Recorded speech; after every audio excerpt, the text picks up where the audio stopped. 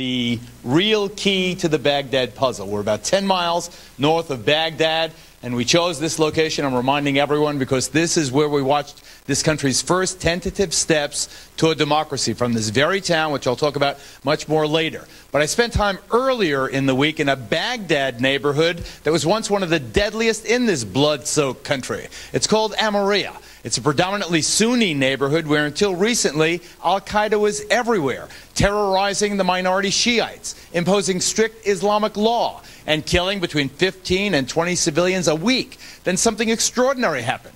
The Sunnis, the insurgents, and all changed sides, saying they were sickened by the slaughter. Watch. We lost 14 soldiers in this small neighborhood during the month of May alone. Now we can walk down through the streets with the people all around us. We haven't had an attack against us or the Iraqi army since August. Guided by the courage and patience of Major Chip Daniels and his men from the 1st Battalion, 5th Cavalry Regiment, hundreds of former rebels went from being al-Qaeda's best friends to their worst enemies. Led by a former Iraqi intelligence officer, a major named Abu Abed, a force of around 600 paid and unpaid volunteers have chased the terrorists from a neighborhood they once ruled. What is the secret to your success? The secret is my courage and my goal to defeat any terrorism in my country. The volunteer force is called FAR, for Forsan al-Rafadin, which translates as Knights of the Land of the Two Rivers. It's a reference to Iraq's ancient past. The religious leaders have also embraced them, while rejecting al-Qaeda's fanatic fundamentalism. And right now, both religious and volunteer militia are on our side.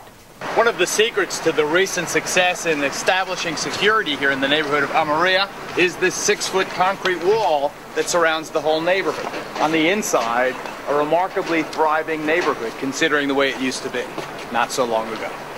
But while they have forged a close working relationship with American forces, the Shiite-dominated central government has so far refused to recognize this mostly Sunni volunteer force, or to incorporate them into the regular police force. The government fears FAR and groups like it will become renegades, led by local warlords. It is a fear the U.S. Battalion Commander, Lieutenant Governor Dale Keel, tells me is misguided. He thinks that Abu Abed and his volunteers are the ray of hope this community needed, if only the Baghdad bureaucrats agreed. Walking through Amiriya with the FAR volunteers down streets where it would have been suicide for an American to walk just 6 months ago, I came to understand their biggest fear. It isn't fighting al-Qaeda. It's that when we go, the government will order the force dismantled, and their neighborhood will return to the killing ground it was until so recently.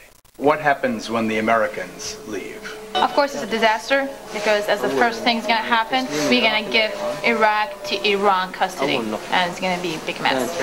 In an exclusive interview with the commanding general here in Iraq, General David Petraeus, I asked him about this problem. The Sunni government not recognizing, rather the Shiite government, I get this straight, the Shiite government not recognizing these Sunni volunteers like Abu Abed's group. Here's General Petraeus. But wouldn't you like Abu Abed and Amiriya to be a member of the Iraqi police force? Well, certainly what we want to do is, again, get someone that has that kind of leadership ability and hope that he will be incorporated at some point into Iraqi security forces, as long as we're sure that he is, again, devoted to Iraq, and he cannot serve any more than someone else on the other side can serve a single sect or a single group. Are you like a juggler sometimes? Well, there are an awful lot of balls in the air, and you know, the job of our leaders is to try to keep some of the glass ones from dropping. I'll have much more of that exclusive interview with the commanding general tomorrow night. Let's bring back the commander of the 1-7 Cav Squadron, Kevin McWatters, right now. And as we talk, you'll see some of that powwow that happened here along the banks of the Grand Canal of the Tigris River. Sheikh from the Sunni side, Sheikh from the Shiite side. And as we walked down that street, Colonel, we stopped and talked to families that one family had lost 3 sons to al-Qaeda. Was it finally when they picked on the children that the local people got sick of al-Qaeda? They certainly did. The people in those villages, they welcomed al-Qaeda in because of some of their religious rhetoric and things like that they brought in with them. And then al-Qaeda took advantage of them and started targeting the citizens of those villages that they needed for support. And once they started doing that, we started to see them turn to both us, American forces, and also the Shia to form a partnership to rid their areas of al-Qaeda. That partnership is brilliant. I have to tell you one story that the colonel told me, folks. A man was kidnapped and murdered by al-Qaeda. They hung him outside the local school.